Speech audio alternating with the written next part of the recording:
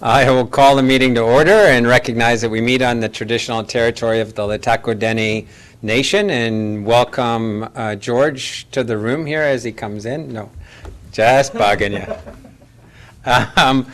Just for the edification of those at home who watch our council broadcast, you'll notice that council and staff sitting in the chamber in our proper seating arrangement, we're not wearing masks, but like you, we do wear masks in our public spaces. We have plexiglass protecting us all here, and that's why we're not wearing masks in our meeting space, but we do wear masks to move around. So we are adhering to the public health orders to the full intent. Okay, with that in mind, can I have a motion to approve the agenda with the additions of the reports for K3 and K4? So those reports you've had an opportunity to look at. So Councillor Elliott, second Councillor Paul, all in favor? Any opposed? Carried. And the minutes of our November 17th meeting. Don't everybody rush at once. Councillor Runge, Councillor Rudenberg, all in favor? Anybody opposed? That motion is carried too. We have a delegation tonight on the heels of last week's Downtown Association, so the South Quesnel Business Association. So Ms. Albers will set you up, and I know she's talked through the routine with you, so once she's set up, you're welcome to come up and take the floor.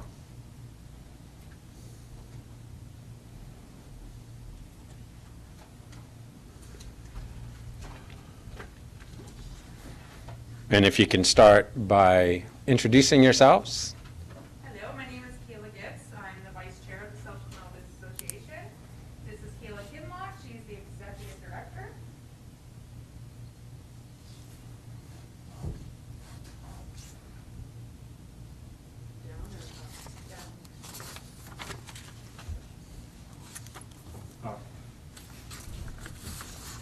Sideways. Over. Is it sideways or what is it?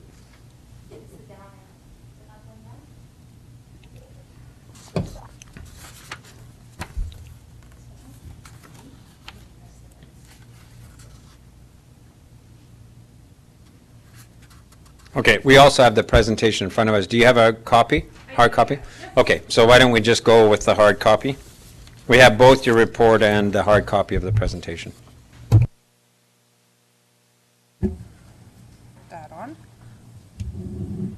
Is that good? So some of the events and sponsorships that the South Quesnel Business Association has done is outdoor movie nights. We held one at the cart track, and then we also did one this July at the rodeo grounds there. We raised over $1,800. We also participated in the Arena Grand Opening, Curling Championships, the Quesnel Ambassador and BC Ambassador Program.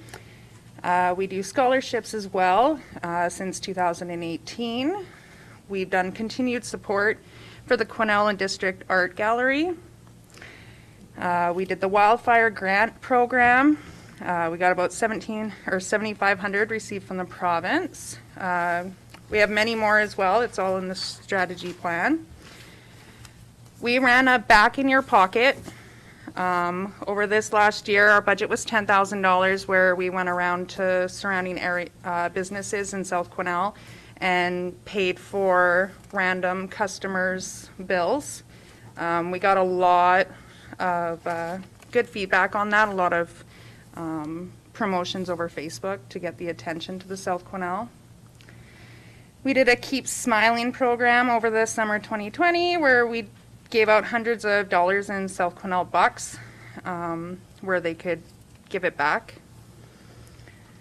We did Expose Irrigate Planters, where we purchased over a dozen of them, gave them to surrounding businesses. They'll do the upkeep, but we have our logo on the front of it. You can see one at Hub International. We also every year donate about $10,000 to the Quesnel Rodeo. It's one of our main sponsors that we support. Unfortunately, due to COVID this year, we were not able to participate with the food drive, but every year since 2013, we have participated.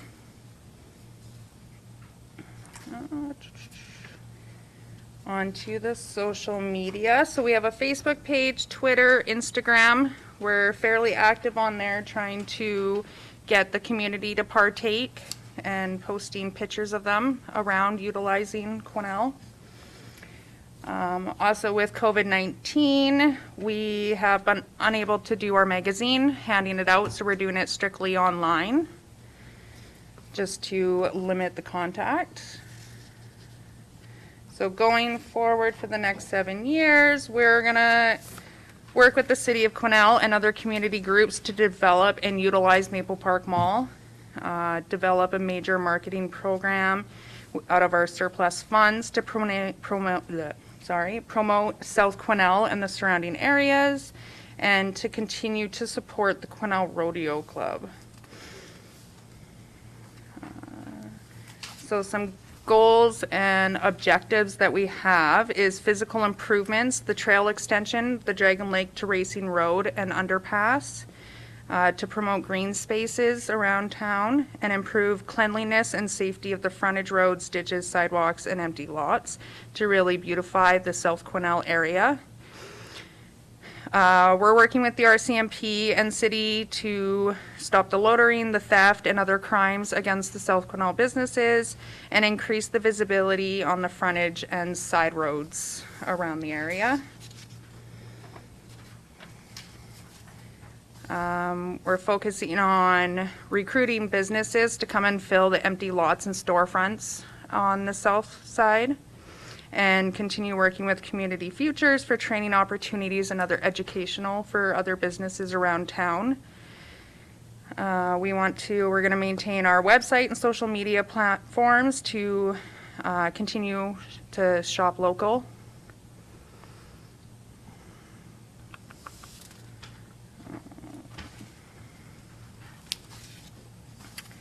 So we want to keep members informed of what's going on in our areas as trends, special events, any issues going on.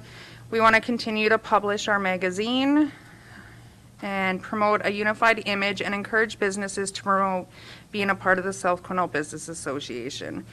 We seek regular input from all of our members. We continue to employ an executive director to take care of the day-to-day and other requirements set forth by our board of directors. The major projects that we have is our annual donating of the $10,000 to the rodeo, and then our major marketing project for 2021 and 2022. The magazine gets about $10,000 a year, and our Christmas event, we spend around $5,000 a year.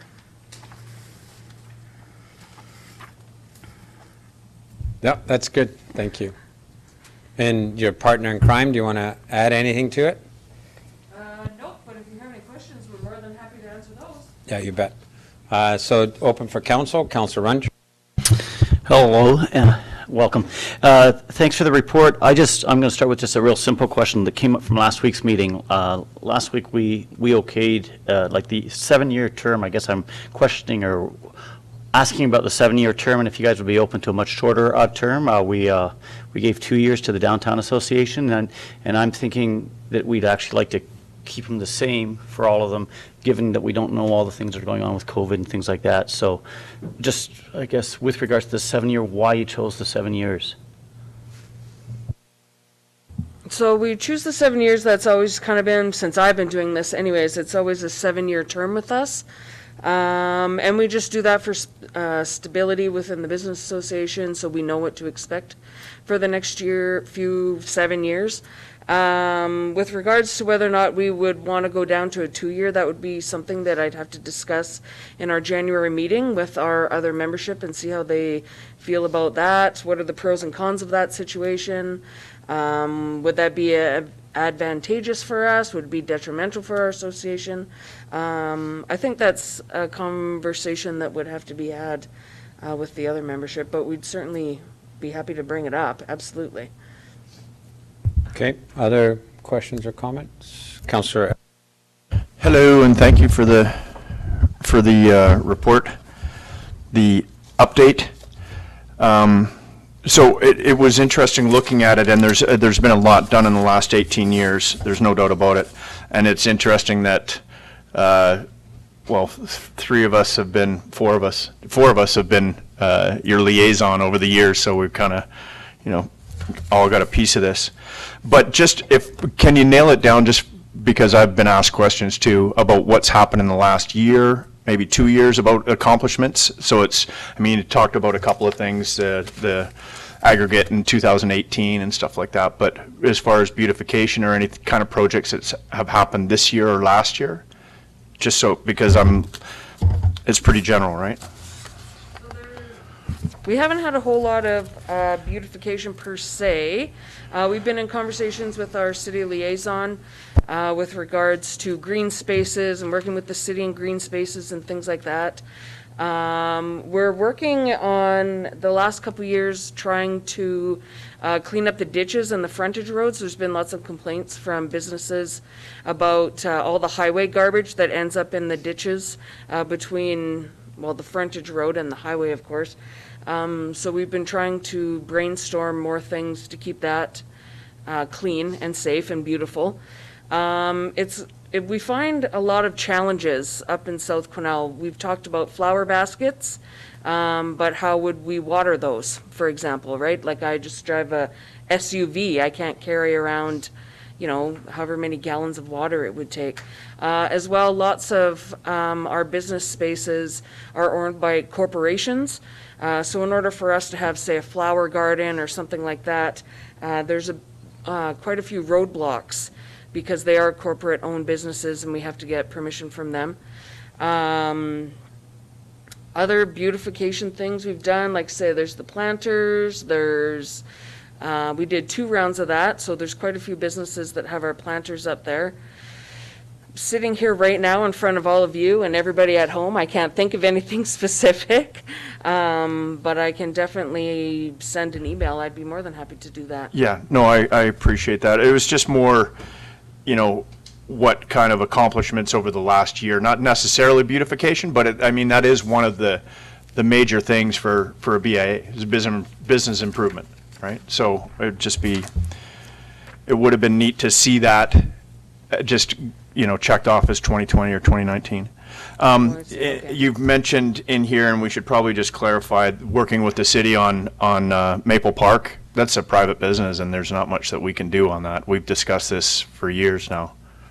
Public transit, that's something that we work hard on as well. We actually fought very hard to keep those hours consistent so that workers could get up there and rely on transit. We didn't want to see any cuts, so we have done that. But and I'm curious, there has been talk about having one BIA in Quesnel just to encompass all of them. I don't see that ever taking place for numerous reasons, and we're all aware of that. But do you have any ideas, any suggestions on how the 3 BIAs working with the city can, come together a bit more cohesively, besides just the food drive? Any thought to that maybe just something to think about in the next little while? So that's come up, sure. Councillor Elliott, that's what I call you in this official space, correct? You can call me Scott, whatever works. And my apologies, I didn't understand what you meant about what we've done in the last year, and I thought you were specific to beautification. But as for the 3 BIAs working together, the 3 executive directors, we do talk semi-regularly. We don't spend a lot of time sending emails and stuff, but the South Quesnel Business Association has always been open to working with the city and the other BIAs, as well as other community partners, such as the Chamber of Commerce and the city. Oh, we already said that, but other community partners. And we'd be open to meeting bi-monthly, quarterly, just to get together and discuss different things with our liaison and other ways we can work together. Easy ways to flow through the city, ways to promote each other. Downtown may not have something that South Quesnel has or West has, and it would be great if we could all work together in that kind of a situation to promote the community, as well as our respective areas. Okay. Yeah, thanks. And as far as the other business improvements, you know that there's grants out there to help beautify, right, to improve the facades at 5,000 K, so that's something to keep in mind, because I don't know if you guys have been able to jump on that. It typically comes downtown, but it's first come, first served, so be aware of that. Yeah, I might come up with another couple questions, but thank you. Okay, Councillor Vic and then Councillor Paul. Hey guys, thanks for coming out tonight. Appreciate it. I know it can be a little nerve-wracking doing what you're doing there. So I just want to elaborate a little bit more about what Councillor Runge was talking about regarding a 7-year versus a 2-year renewal. And you know I'm a member of the QDA, so maybe I'll give you a little context why we felt that was more appropriate. With the stresses on business and the unknown factor, we found it would be impossible to be strategic in our thinking and how we support businesses in the BIA when we don't know the situation on the ground this year with the ramifications of COVID and the stresses that's putting on the BIA and its businesses. So we felt that we would need to see what the lay of the land is in 2 years post-COVID, so we could, in that 2-year time frame, we could see what strategically we could do to help businesses in the core.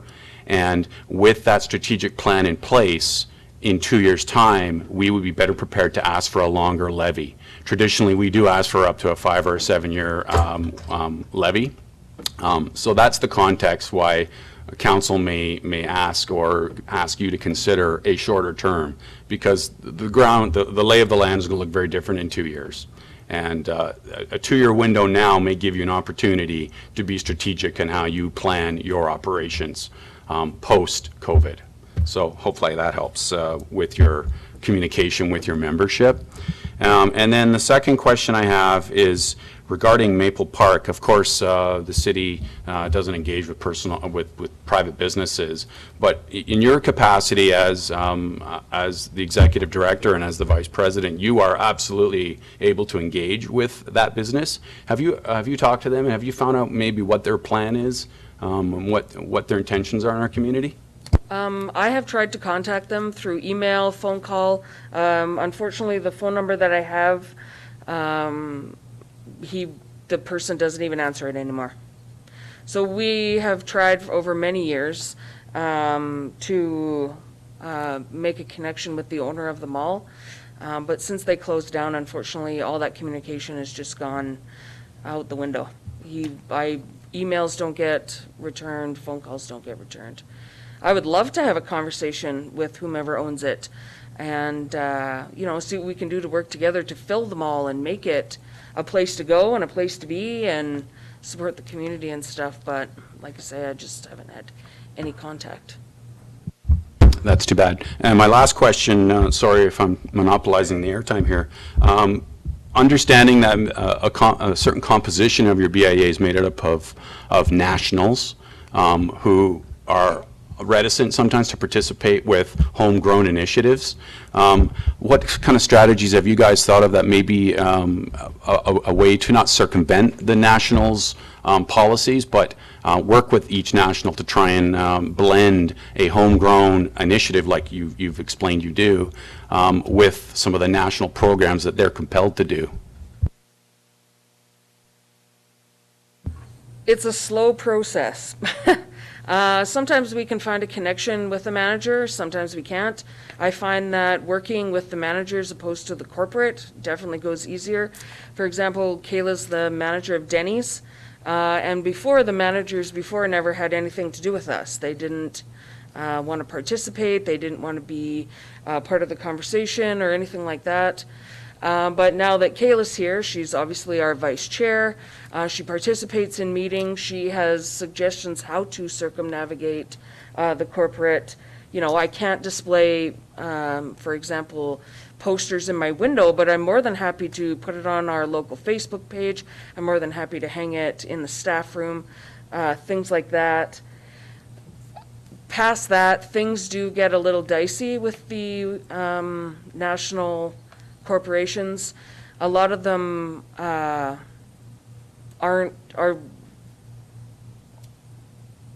they're part of the community, but they're in different ways part of the community. So being part of a BIA and listening to talks about a flower garden and stuff aren't necessarily at the top of their priority list, for example. Okay, I have Councillor Paul and then Councillor Rudenberg. Yeah, thank you. Thank you for your presentation.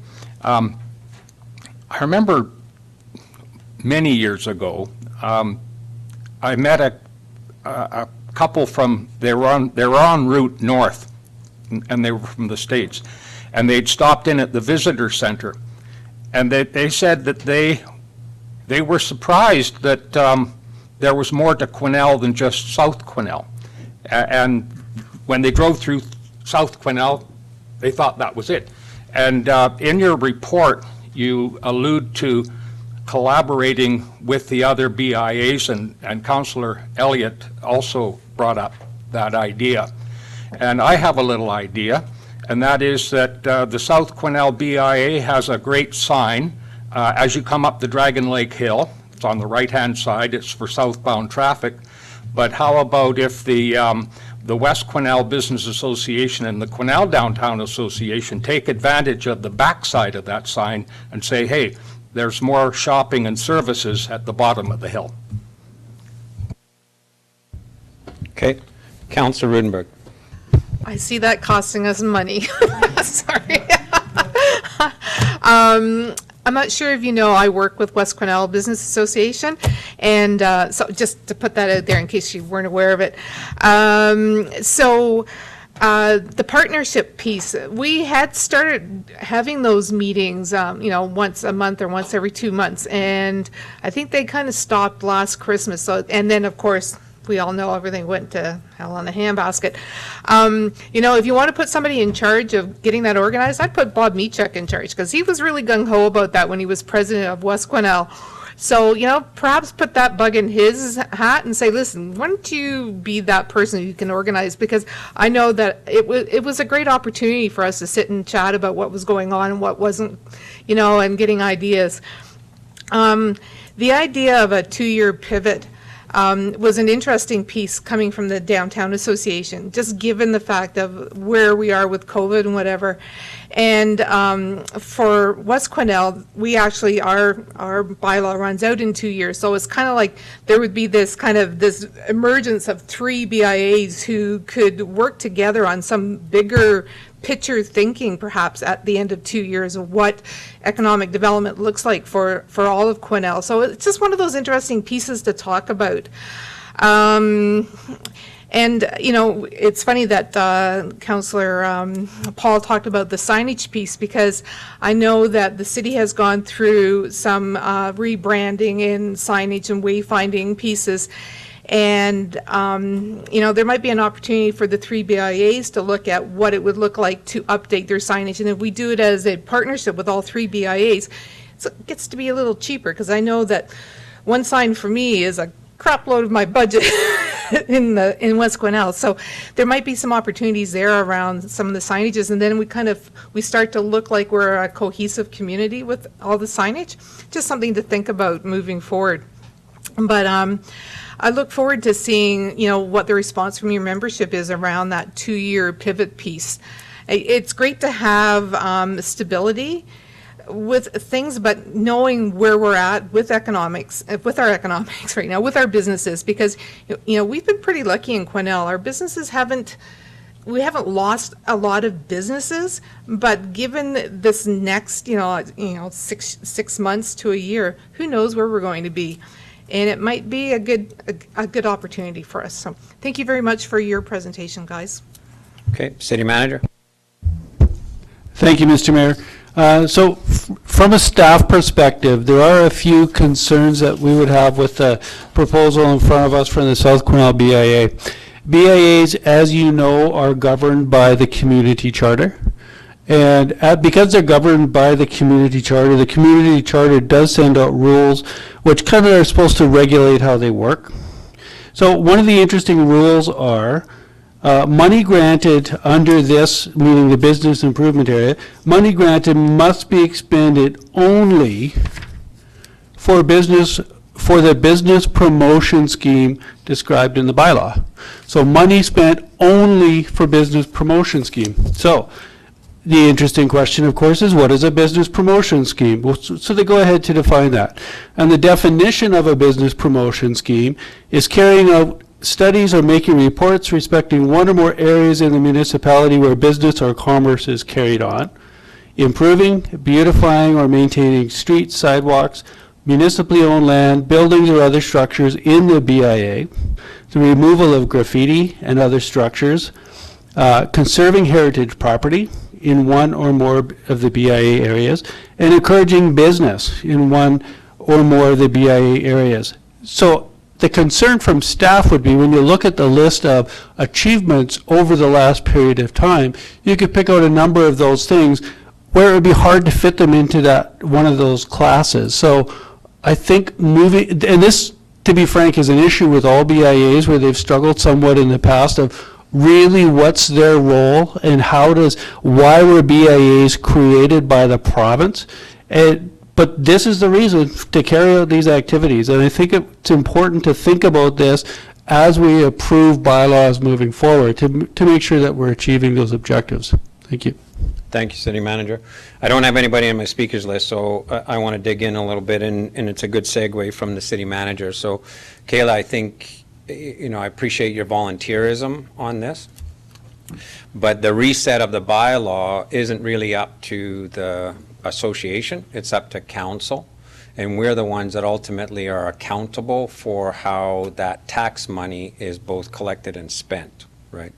And that's what the City Manager is alluding to. So there is a misalignment between, and it's been one that I've raised with the association before, with what the intention of a business improvement area levy is and what the use of it is. So a couple of things, for example, the flow-through dollars to this school district for a scholarship.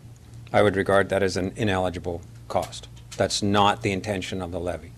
The flow-through dollars to give $10,000 to the rodeo, I would regard that as ineligible. So we can't do anything going backwards because that was set and established in the bylaw, but we certainly need to use this as an opportunity going forward to make sure that these funds are actually going to what they are supposed to be going to. And so really, it's not the determination of the association, whether it's 2 years, 5 years, or 7 years, it's the determination of council. And it's also the determination of council as to whether what's put in the bylaw meets the test of the community charter. So I think there's a misalignment here that we have to rectify. Certainly, my position when the bylaw comes forward will be that alignment has to occur before this council considers a bylaw for the South Quesnel Association. Embedded in what you've given us, so I've got you right now at 55% of your $80,000 levy is overhead costs. That's pretty high. And if you take 14% is just flow through. So 14% is flow through to South Quesnel, or the school district, and to the rodeo. That's 69% of the levy that you've got isn't actually going to the intent as stated by the city manager from the community charter, right? Now, embedded in your strategy, you have some good words. Partner with the City of Quesnel developing trail extension, partner with the City of Quesnel developing green spaces, etc. But quite frankly, in the past, we've gone and gotten Northern Development Trust funds to do some planning to go up there, and it's not advanced. We haven't actually done any work to advance that. In your plan going forward, you have a noted surplus of 60,000, and there's a juxtaposition in your actual PowerPoint. It says 50, and in your document it says 60,000 that says marketing project. So I think any business or any council that is going to approve an $80,000 taxation levy on businesses at a time when everybody's telling us to get our taxes down, to just simply say in a plan after you've done a planning session, a major marketing project of about $60,000, I don't think that would be accepted by anybody. What is the marketing strategy? What do you intend to do with it? So when we get the presentation, for example, from the Downtown Association, they've done a massive rebranding process to integrate their brand with the city's new brand. They are heavily involved with us in the Spirit Center process. And the grant application, I don't know how many times we go to the Downtown Association now for letters of support, or they come to us for letters of support for grant applications, for direct beautification and direct investment in that business area. So as the city manager read out, I think, Kayla, I think you've got an obligation to go back to your association with that list from the community charter, and I would suggest, and I'm going to make that argument to council when we have this discussion later in this meeting, that until we see an alignment of that tax levy with the community charter, we shouldn't be considering renewing the bylaw. Or we renew it for a short duration period of time until that alignment is done in a more deliberate way. The other piece is we didn't get participation in our business outreach from the South Quesnel Business Association. How did you guys participate in that outreach that we did during the early days of COVID? I'm not exactly sure what you're referring to. So staff time was allocated from our other business associations along with North Caribou Community Futures, District of Wells, and the city to do all the phone calls we did to all the registered businesses. So, you know, it was a direct allocation to make sure that all of those businesses knew about all the COVID programs. So what was the level of participation from South Quesnel? Well, I'd have to look back at emails, et cetera, to see exactly what was happening. I also have a day job, I'd like to point that out to council. I work a full-time job with the school district, Monday to Friday, 8 to 4. We run very differently than the downtown and West Quesnel. Therefore, I don't have as much time as they do during the day to make phone calls. So most of our communication is done through Facebook and emails, etc. So yes, Mayor Simpson, I'd have to look and see exactly what our participation was. Yeah, and, you know, with all respect, whether you have a day job or not, we've got tax dollars to the amount of 30,000 plus in here for professional development and everything else. So it's whether or not there's a level of participation in our overarching business programs. We had that opportunity during the COVID time, and we weren't able to get the support from the South Quesnel Business Association that the others were able to give. So a bylaw renewal process is an opportunity for us to renew our relationship as well. And that certainly will be the point that I will be taking to council in our discussion today and before a bylaw comes forward, is that renewed relationship, in particular with this association, needs to align the association with the community charter intent of this levy, and not just to be funding, a job for somebody at 55% of your overhead costs there, or just to flow dollars through to make donations to other organizations. That wasn't the intent of this levy. So as we have our conversations, that's exactly the conversation we're going to be having. Okay? Councillor Runge. Thank you. I've got one other question, because with regards to the rodeo, I beg to differ a little bit currently. So I'm wondering, do you have any kind of stats with regards to what the rodeo brings into Quesnel? Because, are they able to, does that 10,000 turn into, So, Councillor Runge, if I could, if you actually take a look, as the city manager pointed out, what the community charter requirements are, so whether the rodeo as an event is bringing things in or not is not the intention as stated in the community charter. That's all the point that I was making, okay? Well, yeah, and I was saying, because the community charter actually says benefiting businesses, I believe, and maybe there are some stats that say the rodeo does benefit the businesses. So I was wondering if there's any stats on that. So, fair comment. And do you have stats for $10,000 a year?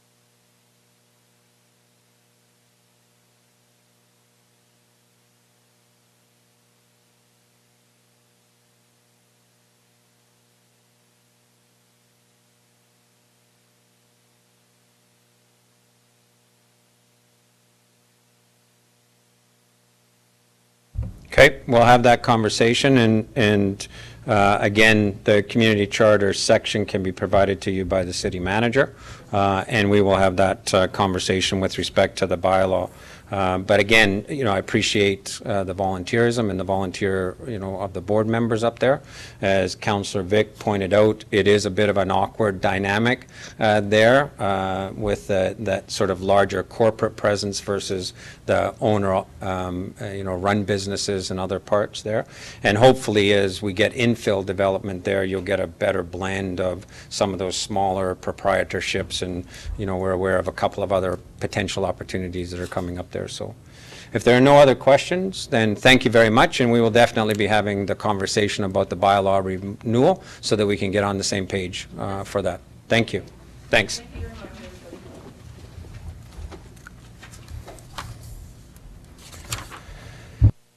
Okay, Policy and Bylaw Committee, Chair Summary Report.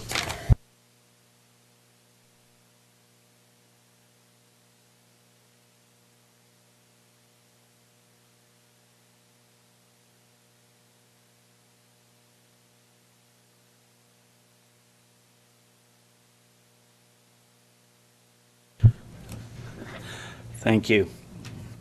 So you guys, hopefully everyone read this report and followed all the fine links that I, stole from Director Turner's report and moved them on to our report. Anyway, this report is to inform council of what was discussed at our last Policy and Bylaw Committee meeting on November 12th. And just, as I write these reports, just for the record, it's tough to come up with all the different things we talked about and pull it into a report. Anyway, so the first one we talked about was property disposition policy, the surplus parks. Following Director Turner's report, which was linked there, which addresses lands identified as surplus parks to be available for strategic initiatives such as housing or public services, was discussed. And we also discussed, what disposition protocols, what community charter, stakeholder, and other engagement processes, we should be considering and thinking about. And it should be noted that, following our 2015 Green Spaces and Outdoor Spaces Master Plan, a lot of the objectives that the previous council had set out have already been met. And, when we go up to South Hills, you see the South Hills Neighbors Park, the dog park, upgrades to key playgrounds, and of course the development of the pickleball courts. All things that, 6 or 7 years ago, people were just asking for and saying, hey, what's happening to them? So it's really good to see all these things. It was also noted that Quesnel has over 4 times the parkland per capita, so 4 times more than the BC average, and that doesn't include parks outside our city boundary or any of the recently developed trail systems. So that brings us to this need to review all city parks, consider the highest and best use of the properties, and also how, our costs in maintaining some of them, and possibly repurposing them for better initiatives, housing and public services, as stated before. And also that we, and it doesn't mean that we're going to have less parks. The idea is that we would just determine what land would be better used and the other natural environment purposes, park paths and trails, and we'd use them and and make sure that we put them into our plan and give us the best parks possible. Anyway, so the following steps were recommended as the process for lands to be identified as surplus parks. 1, to identify all undeveloped parks and their probability or need for future development, their potential for development, maintenance costs of retaining as parkland, and then council would direct staff to proceed with the sales of undeveloped properties that it deemed appropriate as per the strategic purposes policy. The second point would be to identify any developed parkland from parkland inventory that is deemed appropriate for alternative future use. And then number 3 would be for council to direct staff to prepare a full list of requirements if we decided to convert land and prepare it for sale. Then step 4, council to confirm conditions of sale and identify minimum purchase price. And 5, a property listing finally to go out or a request for proposal will be prepared with a rating system that meets our strategic initiatives. So that is where we left it, and we're coming back to looking at those things, and we'll have some, I think, in some closed meetings in the future because it's a land policy. The second thing that we discussed at the meeting were electronic meetings. And in this meeting, we actually looked at various municipalities' council procedure bylaws. We scanned them, bulleted the ones that looked really good and that we might not have. And we never came up with a solution yet, but the intention is for PAPCOM to take the best policy points and update our procedure to follow the intent of the community charter, where there's an expectation that officials are to attend our meetings here in person and attend electronically only when absolutely necessary. And the final thing, which we actually spoke about, which came up last council meeting, was our SDNA Esdilagh news release on systemic racism and violence against Indigenous peoples in Quesnel. And if you follow the correspondence, that recommendation that we had last week, I think it still stands, and I don't think it's wrong for us to restate those 3 points: that we consider signing on to the United Nations Declaration on the Rights of Indigenous Peoples and the calls for action of the Truth and Reconciliation Commission. 2, develop and adopt an anti-racism strategy for the city of Quesnel. And 3, conduct an anti-racism sensitivity training and improve the knowledge of staff and council regarding local Indigenous culture and history. And that was all moved and set and passed last meeting, but I thought it should still be said. Thank you. Okay, there are no recommendations in this report for council, so any questions or comments on the report? Seeing none, thank you, Councillor Runge. Okay, the next 2 items are just information items for council, so we tabled them in the public domain. The first is the letter to the chiefs of the various First Nations, the Southern Dakelh and Esdilagh, regarding our decision last week and a response to the letter that they sent to our staff sergeant. Are there any questions or comments around the letter? And so what I did for public edification is we turned this letter into my column for this week. So I just did a quick preface and then published the entire letter as the column. So that's what will be this week's column. And that way the entire public can see how we responded. And then the other one is just the congratulations to the Premier. And it was a failure on my part. I meant to get a resolution from council because that's how some councils are doing it, but I figured that council wouldn't have a problem saying thanks for $2.5 million, and I wanted to get it out to the Premier before they start the business of governing again. And so my understanding is MLAs were sworn in today and some tomorrow, and then Cabinet is apparently going to be announced on Thursday. So when the Cabinet is announced, we have a priorities list for some key ministries that we're ready to go with. As soon as we know who the Cabinet Minister and Deputy Minister is, then we're going to get back onto our issues and initiatives with them, particularly in the domain of transportation and in the forestry file. But we also have some other things in housing and in some of the social domain issues we've got as well. So we'll get going as soon as the Cabinet's announced. Any questions or comments on that letter? Okay. Then let's move on to the next agenda item, which is the Business Improvement Association Renewal Bylaws.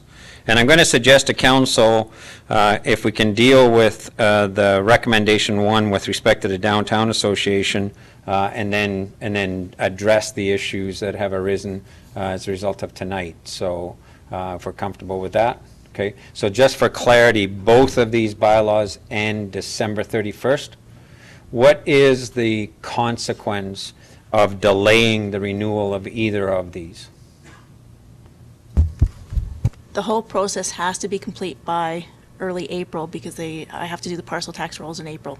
So if it's not done by then, and there's quite a bit I have to advertise in the paper for a month, and there's mail outs to all the businesses that have to have 30 days. If that's not all done, then they will not get the funds next year. Okay, so if council has the luxury of some time to go into January to continue the conversation with the business associations if they so deem, get things tightened up. And the reason for that is it does get embedded, the strategic plan for them gets embedded in the bylaw, correct? No, the bylaw, it doesn't. It no. Indicated. No. No, okay, so what does the bylaw actually stipulate? The bylaw just states that the BIAs have to bring a budget to council every year. It has to be approved by council, And the letters that go out to the businesses include the strategic plan saying this is what the money's going to be spent on. So in both cases, we would be saying that, yes, the budget you presented us with, we feel meets the community charter requirements and can go forward? Okay, okay. So on the first recommendation with respect to the Quesnel Downtown Association's plan and budget, let's have that conversation first, or motion, either one. Councillor Elliott had his hand up first, go ahead. Yeah, so Councillor Elliott, you're making the motion? Yes. Councillor Runge second the motion? Okay, so that motion's on the floor. Any questions or comments? All in favor? Any opposed? Carried. Sorry, with respect to the South Quesnel Business Association's plan, what's the will of council? Because they're asking for the 7-year renewal based on what they gave us today. Councillor Runge. Am I able to modify the recommendation prior to, or do we have to first just put it on the floor? So I guess it's one of those weird dynamics where, you know, their executive directors indicated that they would like to go back and talk to their board. So I think, you know, and I'd look for Director Bolton, it may be that we stand this down until we have some further dialogue with them, then be presumptive that we only give them a 2-year renewal, because a 2-year renewal is still accepting the budget and the work plan that they're putting forward to us for those 2 years, right? So it might be that the best course of action is to just simply table this at this point until we have some further dialogue with them. So that's an option. So if I could speak to that, because I would rather have a recommendation, given what we've heard today and given what our considerations, our trepidation with the budget, I don't know if I'm using the right word there, but I would have rather said, because we've done a 2-year for the downtown, that our recommendation is for 2 years, so we're not blindsiding them later that it's not going to be for 2 years, because I think it sounded like we were more unanimous with regards to a 2-year recommendation, but I would add in that we have a revisit on their budget prior to that, and that's where we focus on, and then I'll have other discussions after on that too also. Yeah, but I don't think you can be presumptive because no vote has been taken on the 2 years. So like you can just make the suggestion that we go for 2 years as opposed to table. So, okay. Other questions or comments from council members? Councillor Elliott. Yeah, thank you, Mr. Mayor. As mentioned, they're going to go back to their board and try and rejig some things. I think we should just table this and see what their budget is when they come forward, and we'll have the discussion of the 2-year at that point in time. That'd be my suggestion. Councillor Vic. Yeah, I'll ditto Councillor Elliott. I think it'd just be more straightforward to that board to have a rethink on a few things and come back to us again, rather than mishmashing some modified motion here. Councillor Paul. If that was a motion that I heard from Councillor Elliott, I'd be happy to second it. You just twisted his arm. He's making it a motion. So just so we're clear, for the record, Councillor Elliott is proposing that we defer the decision on the South Quesnel Business Association bylaw pending further dialogue with the Business Association. And that, you're good with seconding that, Councillor Paul? Okay. That's good for you? Okay. Councillor Runge. Just a point of order. This is not a motion. It's just a deferral, isn't it? Like, we don't have a motion on the floor. We're just deferring the motion. So we have a recommendation in front of us, so technically we're just deferring acting on the recommendation, right? Yeah. So it's not the legitimate use of deferral because it's a motion, but we've got a hard recommendation from staff that we're responding to, okay? So just to clarify the process from my point of view, so I can help them move along, I assume I work with the city manager to send them a letter kind of describing our concerns? I'm actually going to be more presumptive. Okay. I think the liaison, myself, and city manager and yourself need to sit down, be more deliberate about our concerns relative to what we've been presented with, send them a letter with those concerns, inviting them to have a meeting with us to discuss them, right? That way we can work it with them. And so we get aligned first, right? Because I think, Councillor Runge, with respect, like the rodeo piece, You can make all kinds of arguments that they can give $10,000 to this or $10,000 to that. You know, Kayla's made the argument that the rodeo wouldn't go on without it. Well, I'm not so sure about that. And when those events occur, the community charter intent is clearly investment in the business area. That's the intent. And that's why it's defined geographically. It's defined by its membership. Anything that accrues to the general population as just an annual default, I think is questionable. But to get a plan that says we're going to put $60K into a marketing strategy with no definition of what that looks like or any alignment, I think we've got to get on the same page and understand what it is we're asking them to do, right? So, okay. Any other questions or comments on this then? So on the motion to just defer this decision until we do some more work, all those in favor? Any opposed? Carried.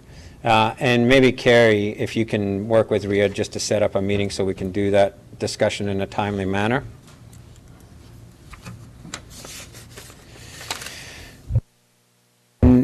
Next, what roads did you personally go out and pave there, Director Coben? Yeah, it's an update on the overlay paving completed in the 2020 construction season. We had 5 sites completed within this overlay paving program within a budget of $375,000. St. Laurent from Kinchant to Vaughan Street, 200 block of Kinchant Street, the 100 block of Kinchant to the Moffat Bridge Approach, and the 100 block of McLean. Brown Miller Road, north of the CN crossing to Highway 97, and a section of Lewis Drive from Anderson North. Blair Street, it was also identified and scheduled for paving with the just under $70,000 remaining. However, this was canceled due to weather conditions late in the season. The roads were chosen based on factors including road-based condition, the status and condition of underground utilities, ongoing maintenance requirements, and traffic volumes. This report is for information. Yeah, and I'd just like to bring council's attention to the background in this report, because I think with Director Coben at the helm, our road program is evolving, and I think we're being more thoughtful on how we use the various approaches that we can take to maintaining our roads. And certainly Lewis Drive this year was illustrative of that. And so that second paragraph in the background of kind of playing around with some of our options and opportunities, I think is really important for council to understand. So this is actually a legacy report from when council used to actually vote the roads that got paved, which was a very bizarre process that as a new mayor I went, excuse me, and we got rid of. And so I think my suggestion to council is I don't think that Director Coben needs to come in and spend his evening with us to tell us these are the roads that got paved. I think we can get that by way of an email, but I would suggest that maybe at the beginning of the season or as we do a forward capital project, if there's an opportunity for us to understand the changing dynamics of road maintenance and repair, or if, Director Coben, you're going to try something a bit different, to be able to educate us and then educate the public through us. So I would suggest to council that this is the last time you're seeing this report. It's a legacy from the past. So, Councillor Runge, did you want to comment? Yeah, I did. Other than it takes your time here, I agree it could be in an email to us or a letter to us that we just read, but I actually like this relative to the informing the public. It just lets the public know what we did and how and what happened. And if someone on Blair Street said, hey, why didn't I get paved this year? I thought I was going to. This just told them publicly, hey, we had a real wet season and it got lost. And I think this is just a great way for us to communicate with the public. Yeah, so we do that on an ongoing basis. We post notices of work. We give updates out of our capital plan on an ongoing basis. And I think we could find just a different way to promote that through other mediums that are there rather than, just having this as a discrete report. But we can continue to keep the public informed. So, okay. Any further questions or comments on this? Okay. Thank you, Director Coben. All right, one of our late reports here on the airport hangar lease, Director Norburn. Thank you, Mr. Mayor. The purpose of this report is to obtain council approval to enter into a 5-year agreement with Kismet Management for the lease of approximately 1.56 acres of land at the Quesnel Regional Airport, including land previously leased to Westside Logging Limited, and to grant the city's consent for the transfer of ownership of the hangar located on the lands. Kismet Management Limited have made an offer to purchase a hangar that was previously owned by Westside Logging Limited and is currently owned by the Quesnel Investment Corporation, which is located at the Quesnel Regional Airport. They'd like to purchase the hangar from the Quesnel Investment Corporation and enter into a 5-year lease agreement with the city for 5,600 square meters of land previously leased to Westside Logging, along with an additional adjacent 1 hectare of land. Kismet Management, working in partnership with Firewolf Contracting Limited, plan to use the hangar to manufacture and distribute prefabricated housing units using structural insulated panels. Firewolf Contracting Limited have indicated that they are interested in constructing additional hangars and facilities on the property and upgrading and constructing new taxiways at the airport. Initially, it's anticipated that the housing units will be distributed to a business in the region, but the company anticipates that in the future they plan to ship these units by air to locations throughout northern Canada. There are significant economic benefits to the community and to the airport should this business venture succeed and expand its operation to include shipping these units by air throughout northern Canada. The property is currently zoned M3 airport, and light industrial use is permitted under this zoning. The terms of the agreement are consistent with previous agreements between the city and Westside Logging with only minor amendments. The lease will generate approximately $17,900 annually for the city, which is approximately $11,500 more than was generated by the previous lease with Westside Logging. The recommendation is that council grant its consent for the transfer of ownership of the hangar previously owned by Westside Logging Limited and located on city owned property at the Quesnel Regional Airport to Kismet Management Limited, and that council enter into the attached 5-year lease with Kismet Management Limited for approximately 1.56 hectares of land at the Quesnel Regional Airport, and that the mayor and corporate administrator be authorized to execute such documentation as required to complete the agreement. Councillor Elliott moves, seconded. Councillor Runge.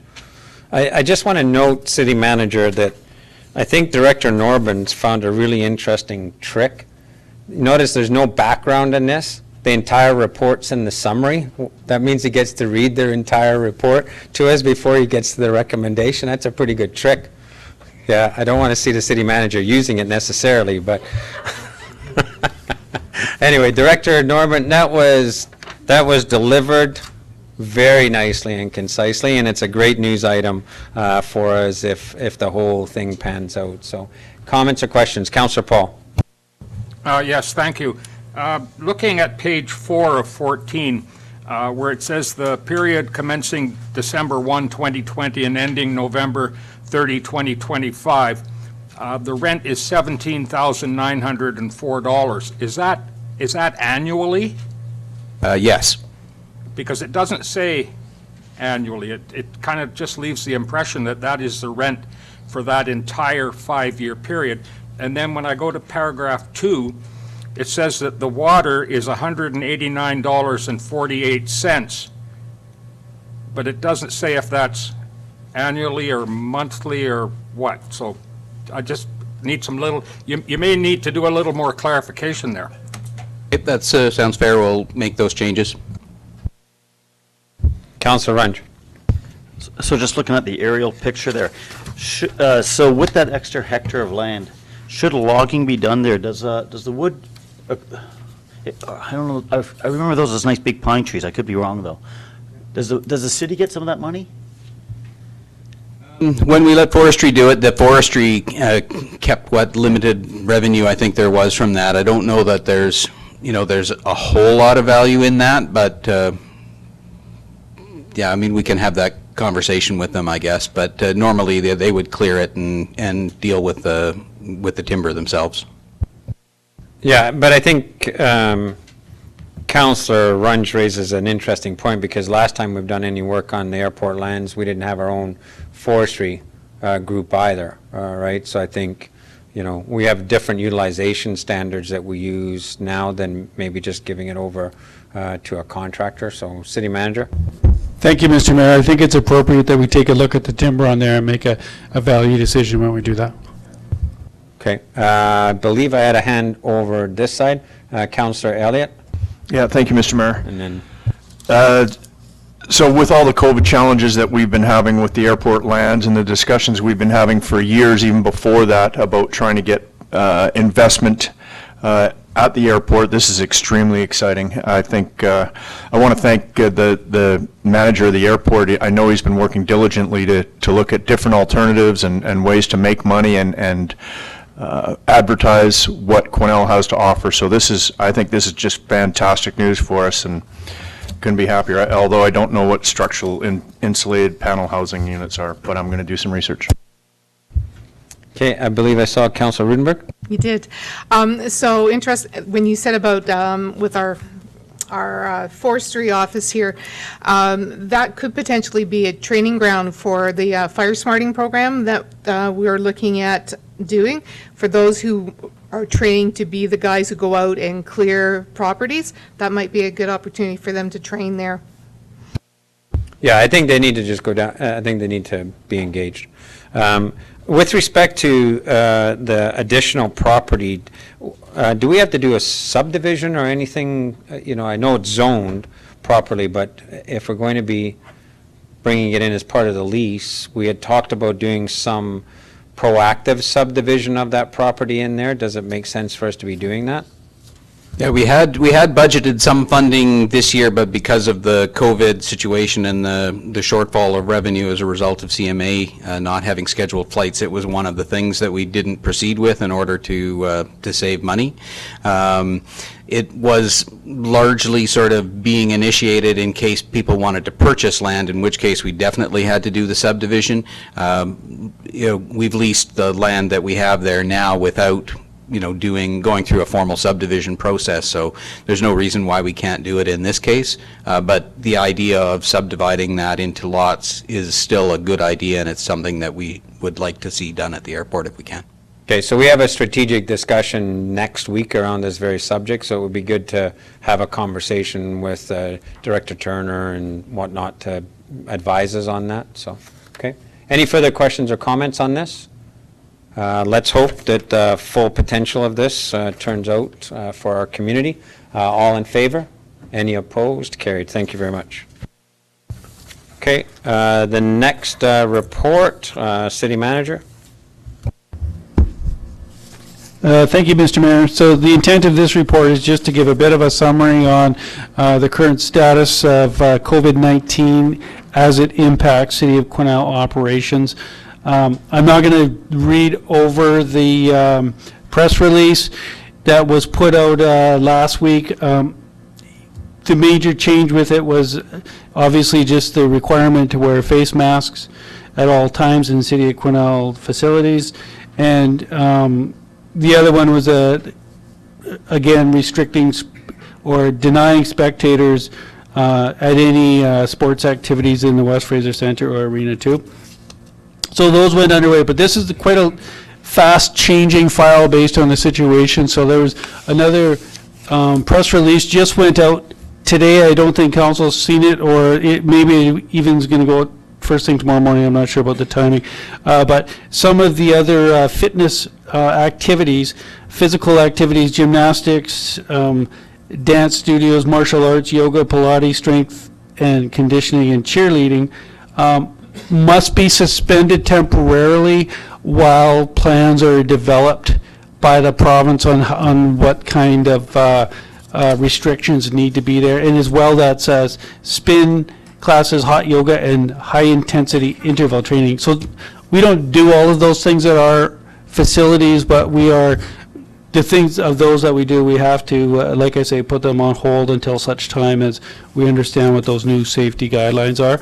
But one thing I'm happy to report is that compliance has been fine in all of our facilities. And I think that's the benefit of a public health order, is that for the most part, everybody realizes there's no leeway in this. It's a very widespread order, so it's not that we're making a personal interpretation saying people need to wear their PPE. So compliance has been good. Director Thomas has also reported to me this afternoon that compliance among public works, where there's work teams working outside together on different sites, has been good, and at our public works facility that people are very aware of the orders, and they're doing their best to achieve the goals for those. So just a bit of an update. We have been trying to bring these to council every time there's significant changes, so that's it, Mr. Mayor. Yeah, thanks. And that new press release went out at 4 today, so it is out there. Any questions or comments? Councillor Paul? Yes, I'd just like to mention how much, as a grandparent, how much I appreciate the live streaming through minor hockey. We can't be there as spectators, and I certainly hope that we can find the latitude to allow someone into the arena as a volunteer to videotape games when they occur. Is the technology that we put in for curling capable of helping out with that? Director Norburn? I mean, in the West Fraser Centre, the cameras were installed over the, but they could potentially be moved around. Something that we had some conversation about, minor hockey moved quickly and they have set up sort of their own camera. Some user groups want the cameras there for, people to be able to live stream like minor hockey does. Figure skating expressly does not. So, it's just sort of a question of sort of monitoring that. I think our staff have started to work with the IT staff here to sort of see what it would look like if we did install something more permanent. But for the time being, the minor hockey cameras, is what's being broadcast. So I think, Director Bolton, just in terms of the Finance Committee's ongoing discussions about the COVID funding and the technology component of that, it might be something that we just want to earmark as a possible adaptation for that as well, right? So, because I believe while the aquatics, dry land, and so on, will they be able to hold competitions in the pool? Sorry. The aquatics, the swim club. Can they hold a competition? Right now? In our pool? No.